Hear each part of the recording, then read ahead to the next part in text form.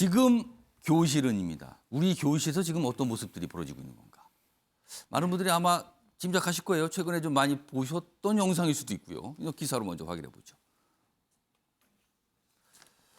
수업 중 학생이 교단에 가서 들어놓고 그리고 또 그 뒤쪽에서 어떤 학생은 옷 상의를 벗고 앉아서 뭐 이렇게 수업 시간에 있어요. 교총, 교권 침해 얼마나 심각한지 보여준다. 이게 지금 영상이 하나가 공개가 됐죠. 이것 때문에 그래요. 학교 측에서는 근데 이게 논란이 된 이후에 학생이 무슨 핸드폰 충전하다 비켜주러 누웠다? 이게 무슨 소리입니까 이게? 이게 설명입니까? 뭡니까 이게? 그리고 우통을 벗은 건 체육 수업부 땀 식히려서 탈의했다? 이런 설명을 내놔요. 뭐 진상 조사 중이다 이런 얘기도 있고요. 자 그럼요. 이게 어떤 영상인지 확인해 보겠습니다. 보시죠.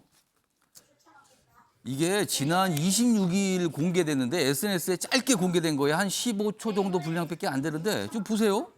이거 어떻게 어떤 상황으로 보이십니까 이게? 충전하려다 비켜주러 누운 겁니까? 수업하고 있어요. 선생님이 아까 서 있었잖아요. 그리고 학생은 저렇게 웃옷을 벗었어요. 오. 이게 무슨 상황일까요 이게? 이겁니다. 이 영상이 지금 큰 논란이 됐습니다.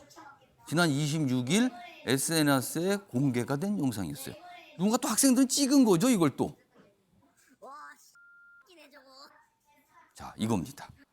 다음 기사 보겠습니다. 자, 무너지는 교권, 수업 중 교단에 들어오는 학생, 제지 못하는 교사. 아까 보시지만 선생님은 전혀 뭐 신경 안 쓰는 것 같죠? 그러거나 말거나.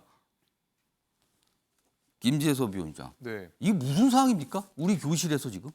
저게 이제 뭐 그 SNS 서비스에 예. 동영상을 게재하면서 예. 그 전에 이제 게재할 영상들을 촬영하는 것으로 확인이 되는데 저 옆에 보게 되면 그 영상 옆에 있는 이모티콘들이 사실 그 특정 SNS의 어떤 영상에서 예. 보이는 그런 뭐 아시는 분은 특징입니다. 아실 거예요. 저게 어딘지는. 예. 네, 그런 데인데 뭐 SNS의 특징 자체가 좀 자극적인 영상들을 올리는 사람들이 많은 팔로워를 예. 누리게 되고 많은 팔로워를 누리게 예. 되면 당연히 또 경제적 이득이나 사회적 음. 평판들이 좋아지니까 계속 자극적인 영상들을 올리게 되긴 하는데 저는 저 영상 자체에 대해서 굉장히 큰 심각성을 느끼는 것이 교사의 태도입니다. 교사 아무렇지 않아 하거든요. 그냥 뭐 눕든 말든 그냥 수업은 하고 있어요. 예, 그러니까 이런 일들이 한두 번 있었던 것이 아니다. 늘상 그 있는 늘, 일이다. 늘 이런 분위기 아니냐. 그런 느낌이 지금 들어서 저는 저 일련의 사건만 보이는 것이 아니라 늘 학교에서 어떤 일들이 벌어지고 있는지가 나름의 이제 그 상상이 되는 그 것입니다. 저런 분위기가 수업이 됩니까? 계속 저런 식으로 이루어지고 있다라는 것이거든요. 우리 사실 대한민국 사회에서 이 교권의 붕괴라고 하는 것이 하루 이틀 일은 아닌데 최근 들어보면은 굉장히 더 심각성을 가속화하고 있는 것 같다는 생각이 좀 들어요. 국내 이제 교육 현실에서는 사실 유급이나 뭐 퇴학이나 하는 강경한 조치들을 거의 하기가 어렵거든요. 그러니까 학생의 아주 뚜렷한 일탈이나 위법이 있지 않는 한 학교 측에서 강력한 제재를 부과하기 굉장히 어려운 상황입니다. 그러다 보니까 교사 입장에서도 이들을 방치할 수밖에 없고 뭐 이렇게 이 악순환이 반복이 되는데 글쎄요, 이 정도의 사건이라고 한다 그러면 다른 학생을 위해서라도 학교 측에서 우리 교육부에서 저렇게 뚜렷하게 위법 행위나 아니면 일탈 행위를 하는 학생에 대해서는 우리가 조금 더 강력한 제재를 부과할 수 있는 방식으로 조금 제도들을 설계하는 게 필요하지 않을까라는 생각이 들 정도로 지금 이 영상은 굉장히 저한테 큰 충격이었습니다. 규대진 변호사. 네. 저 영상에서 나타난 모습 무엇이 문제로 보이십니까? 일단 뭐 김재동 위원장님께서 말씀을 해주셨는데 일단 뭐 그 요즘 학교 선생님들 되게 힘듭니다. 그래서 이런 부분들로 찾아오시는 분들도 되게 많은데요.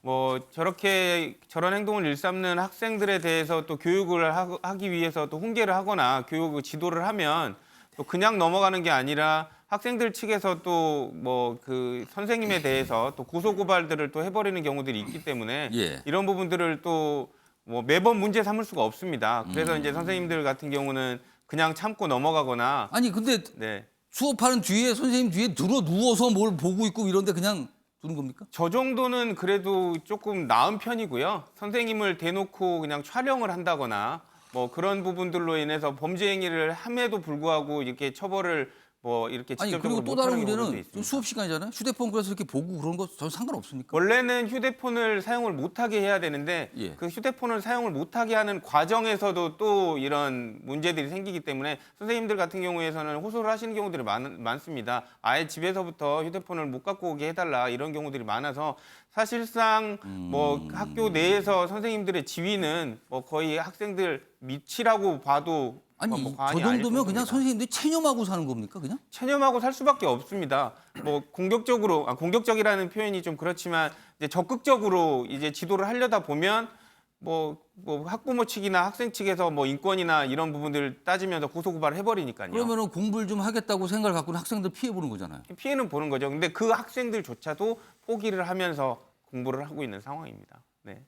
학원에서는 핸드폰 자체를 꺼낼 수도 없지 않습니까? 학원에서는 아예 이제 맡겨놓고 학원을 들어가니까 그 출구에서 아예 핸드폰 내놓고 가라. 네, 자물통 같은 데다가 그거는 넣어놓고 아무도 문제 안 삼습니까? 그거는 이제 자기 돈을 써서 하는 거니까 뭐 오히려 더 좀 적극적으로 하는 부분들이 학교도 있는 돈 부분이고. 내잖아요. 그렇죠. 근데 이제 그런 부분들에 대해서는 좀 더 소극적이고 뭐 이렇게 좀 적극적이지 않은 부분들이 더 있는 것 같습니다. 네.